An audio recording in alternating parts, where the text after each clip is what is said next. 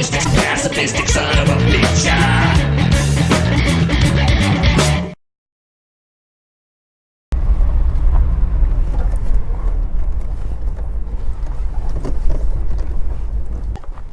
Hello good viewers and welcome to this show.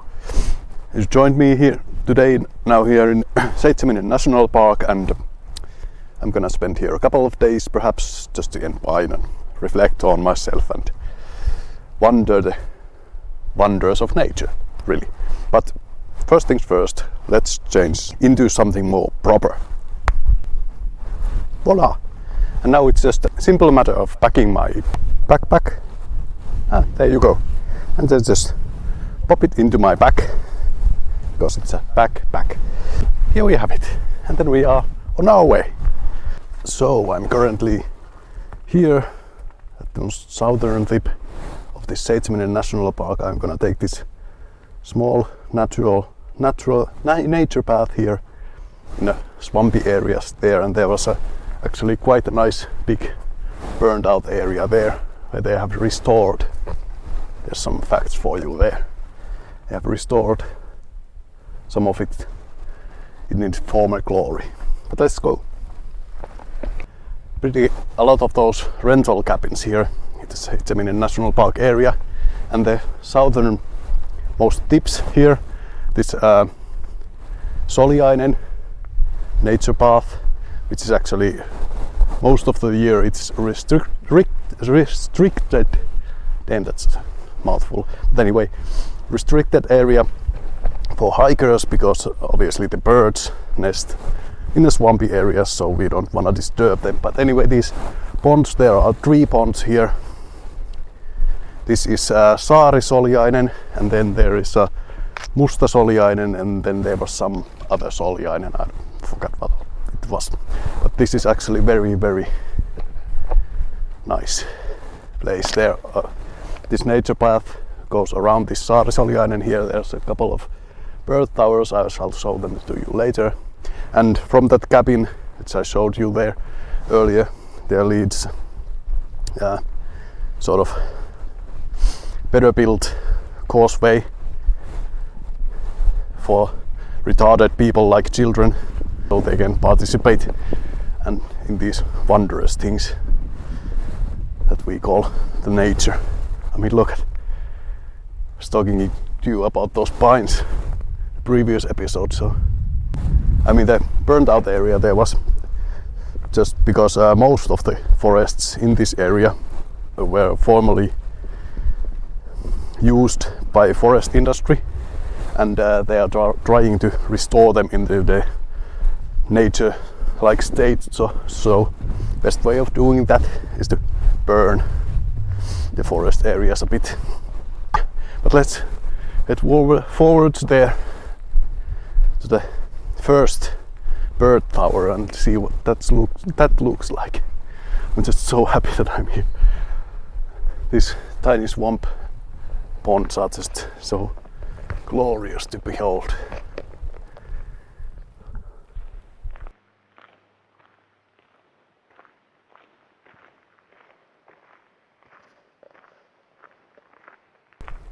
This is not actually a sort of like a bird tower as such, but this is just a platform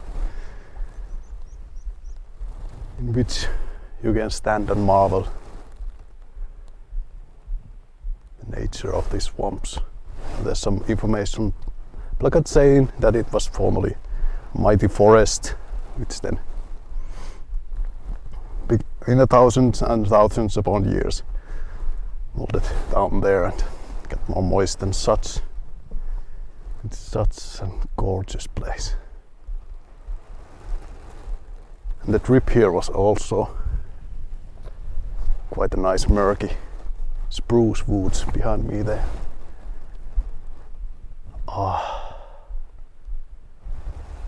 What a beginning of the day and this trip.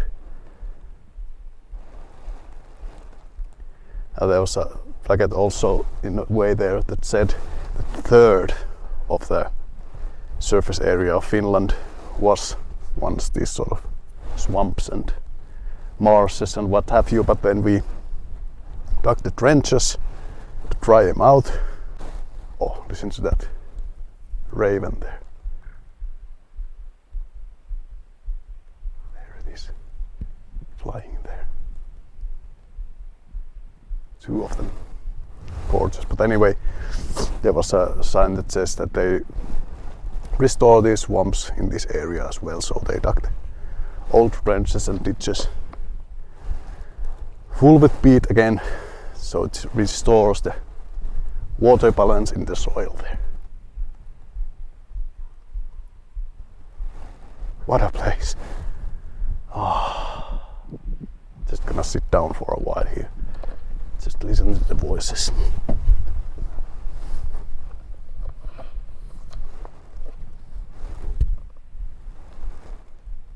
Now this is something we just don't get in the forest anymore. Not anywhere else other than these conservation areas. Huge number of dead wood in the forest floor and also dying and standing upright. It's a shame. Because this, like I've said before, this is the true measure of the forest. Now this, obviously these nature paths have these placards here, which you can read.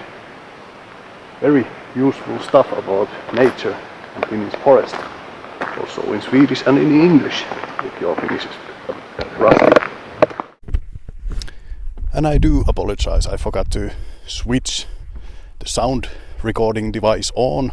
Now this path trail here, as you can see, is not actually a hiking route. I mean, it's a hiking route, but it's not a hiking path as such. It's more of a road, and it is for people who wanna take a mountain bikes here in the wilderness, or even a horseback hiking thingy. And there's a couple of issues with that sort of thing. I mean, obviously the faster you wanna go, the larger trail you're gonna need, and then society obviously builds them because there's money involved, and regardless of the well-being of the nature at that point, it's just. But anyway, I think most of them are made in such places such as this, which is actually a former road, so it's not that bad. It's just another use for already existing problem that we have. Now obviously to hike this sort of trails are pretty boring. We're gonna head 5 or so kilometers down that way. There's a lean-to where I shall spend the night and cook some grub. I have something special in my backpack for the night. Now there's a fine place here for a little role play. I'm just thinking that I am in the 1500s. I'm coming from there, from the market area, 100 kilometers or so that way. I was there selling the fur that I've hunted from the wilderness, and now I'm heading back. I've hardly called it a village, my camping site. I have fresh gill on my backpack, and I have some salts and spices and minerals from the marketplace there as well to help me get through the oncoming winter. It just gets, and this is actually the only means of transport there is in the entire world. Obviously some ships, but in the land as well, at least. Oh, there's a nice little pond there. So I have well catered for. I have the fresh gill, fresh water, and I have my highway. It's just a remarkable way of living. Oh, yes. Now obviously, if this would have been true, I would not have got these fancy shoes, or these fancy clothes, or this fancy backpack. all these machi girls on my nose, which would further help the fact that I would be absolutely useless in hunting and surviving in the forests in 1500s. But then again, I have my wits. But anyway, let's keep on going. This is just... Now one thing I do miss a little bit about hiking in further north, those huge wilderness areas there, are the Siberian jays. They are very curious and trusting and very, very cute little birds. Now obviously they would have thrived here in the southern bits of Finland as well, but since there is the common jay, I don't know if it's a Eurasian jay, anyway the common jay is so common in here in the southern bits, so that the Siberian jay would require a very huge areas of untouched woods to survive against the competition against regular jay. Soon I shall turn right from this bigger trail into the smaller one. It's the handyman of the boreal forest, the beaver. Now I did turn left from the crossroads there, where I should have turned right, and reason why I did that is, well, obviously first of all, look at this forest now here. There was a couple of huge caper collies there on top of those trees and other sort of forest poultry, and I thought I'd want to show you this. It's actually an old mill. This spot actually is the place where there used to be an old grain mill, water powered. As you can see, they let the running water through a sort of a drain into the mill, and the force of running water turned the stones which grinded the grain into a flour. That's the word. And I mean, look at this. I mean, obviously the building, the mill there, has been brought there later. Now obviously we did have I think, if I'm not completely mistaken, we did have this sort of water mills even as early as 1500 here in Finland. Gorgeous looking thing. I mean, we used them obviously to grind the grain, and then we, as a main forced sawmills, saw planks and firewood and stuff like that. But let's take a look inside.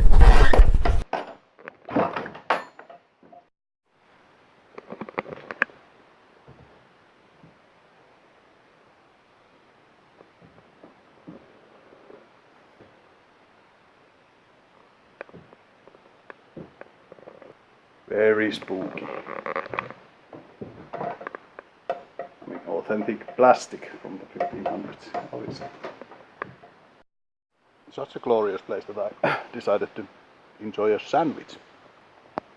Listen to the sounds of running water there.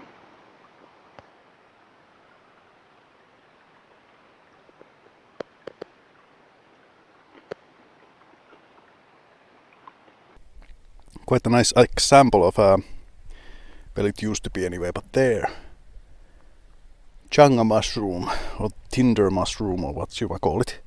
Up here it has been collected already. You can see someone has taken it, because it's sort of a superfood, as they call it. I just loathe the saying superfood, like some food isn't super. But anyway, there you go. That's something you might want to collect. If you see, actually it's sort of illegal to collect it unless you have a permission. The mushroom that causes that black stuff to grow, it is actually killing the tree that is in. An elk has been run through here not very long ago, it seems. Anyway, let's get back to business. I just wanted to show you that tinder mushroom there. Look at this view. Nice little pond there. But look at this now. And I'm sort of getting into a different type of role now. Because if before I was in 1500s, oh bloody hell, some plastics, let's take that with me. But I was in 1500s, but now the path is much smaller and I am 6000 BC and I am caveman. I've just come to explore this newfound land which have been emerged from waters of icy cold sea. I am first to step, well, nearly first to step in these lands. I have found a perfect place for me to settle in. I have just come around from the route to check the traps, and I have fresh meat in a backpack, and I'm heading back to the site which I have chosen to be my home. This is the surroundings. These are the hunting trails that I'm using.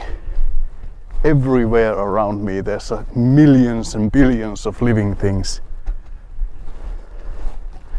Hundreds upon hundreds of wolves and lynxes and foxes and deer and moose and bears, and I need to be constantly aware because some of them still hunt me for food. But once again I have my wits and I have the fire.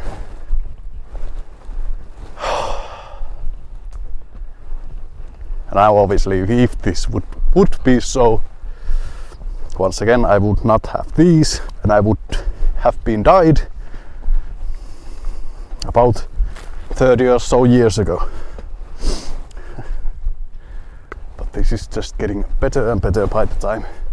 Now the camping site which I'm heading, there's a lean-to, it's about 1 kilometer or so down that way. So let's go there now. Now if you are sort of thinking of coming into Finland to hike, I think Sweden or Norway or anything would be exactly the same, but actually the early spring or late autumn are the pretty much perfect times to come. I mean, I've been here now hours and simply no mosquitoes or horseflies. There's a couple of deer flies here and there, but look at this place. Ah.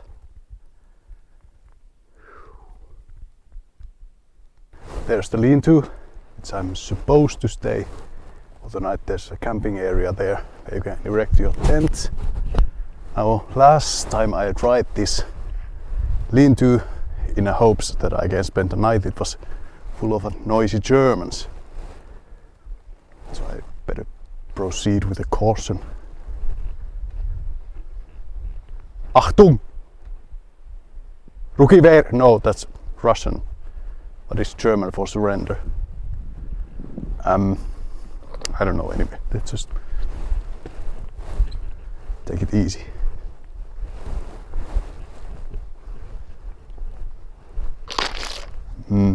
It seems okay. It seems rather okay. Ah, look at the view. Look at it. Beautiful. There's no fire. That's a good sign.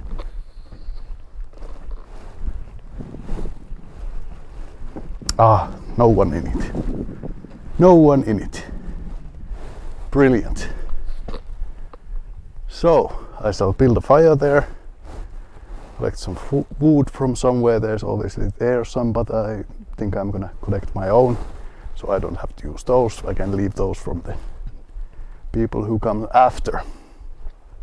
Anyway, point is, although there was those noisy Germans last time, came here. It was a rather late evening, and the main principle is that people who come after you have the sort of privilege, or what you might call it, to use the lean-to, and you have to go and erect your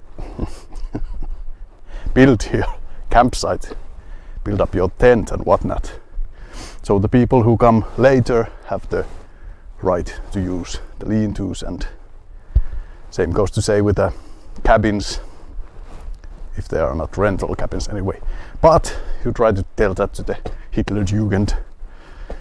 Anyway, now I'm gonna collect the firewood and build a fire and start to settle in for the night.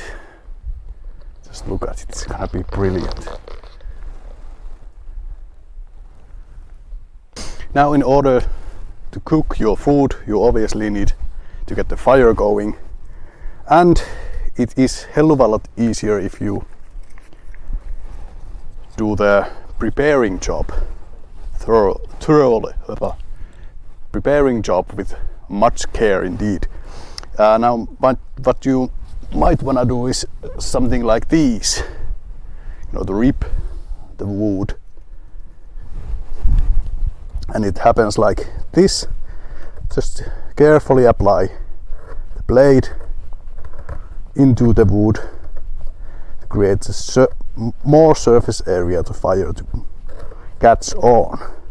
And even more important than this is obviously to use dry wood. Now, there are no wrong ways of doing this, apart from actually dangerous ways of doing this. So when you are doing it, don't do it against your own knee or towards yourself, obviously, and hold up here and push it downwards, so there's no danger of you cutting yourself in a finger whilst doing this. Now, I think this should be quite enough already. We can get it going and start to prepare our supper or lunch or dinner or whatever it is. It doesn't matter really here. It's all just food, and it's all going to be marvelously delicious. Then just add, this is a bark of that leaf tree that, you tell me, I've lost the words, but anyway. It is very fine igniter indeed. And why I'm doing this from up, it seems sort of like a wrong way to do it. But the reason is that studies have been shown that when you ignite it from above, then their emissions are much smaller. Now we got it going. It's time to introduce you to, as some of you may probably know, I'm mostly vegetarian nowadays. I obviously eat some cheese and some fish that I got from the lakes myself and stuff like that. But I haven't bought any sort of meat from the shops, I don't know, years perhaps. But now I do seem to have, there's no other way of saying this, 1 kilo of dead pig in here has been labeled to lower price because its expiration date is coming soon, so it was sort of on its way to dumpster. There are all that kinds of ways I try to justify this purchase, but well, there's no other way of saying this. It's just dead meat. Whew, I made it. I'm all the way through for baby piglet there. It was delicious. And now I'm stuffed, absolutely stuffed. I'm just boiling here a little bit of water and making my evening coffee before I hit the sack. Perhaps try to get some C's. Now it doesn't matter if I not be able to fall asleep right away or even at all. Just, I mean, who wants to sleep? And you are in the midst of this all. Now this is why I don't eat that much meat, because that baby piglet that I just ate, some parts of it, 1 kilo of it actually, it's not so much that I ate it, and obviously when you eat someone you have to kill it, and to kill something is to silence its voice, its personality forever.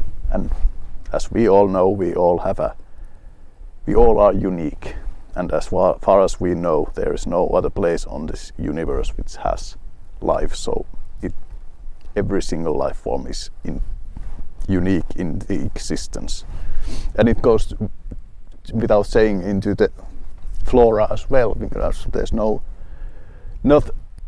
exactly like that pine anywhere in the known universe. It is unique, so it doesn't matter to my mind if you eat vegetation or animals.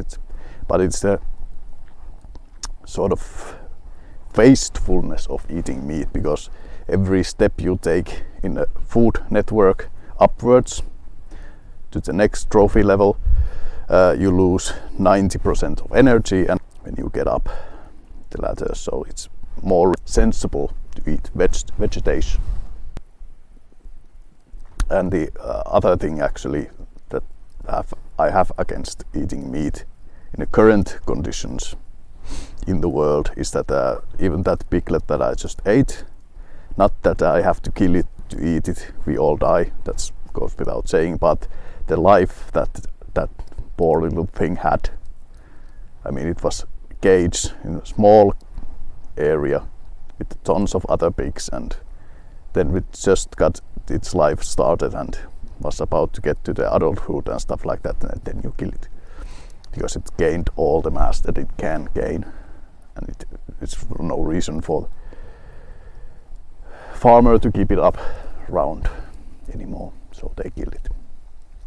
So it's the miserable excuse of life is more shameful than killing it.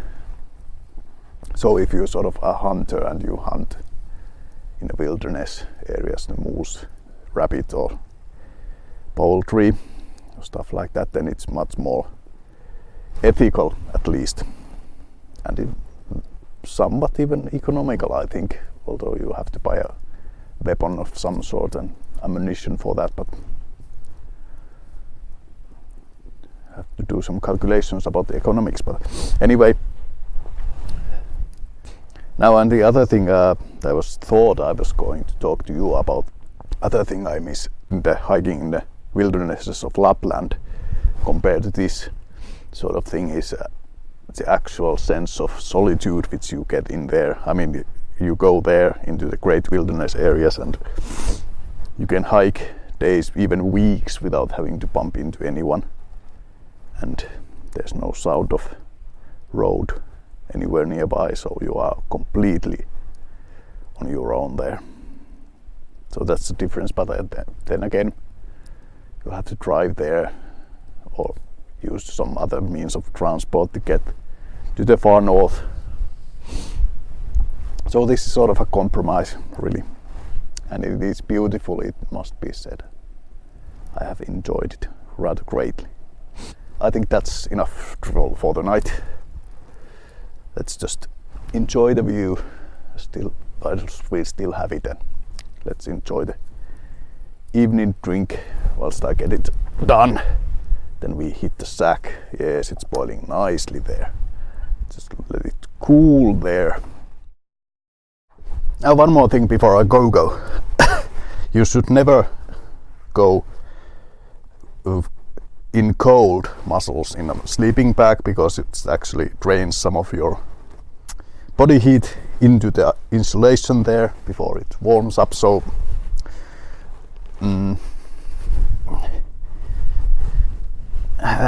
screw with it.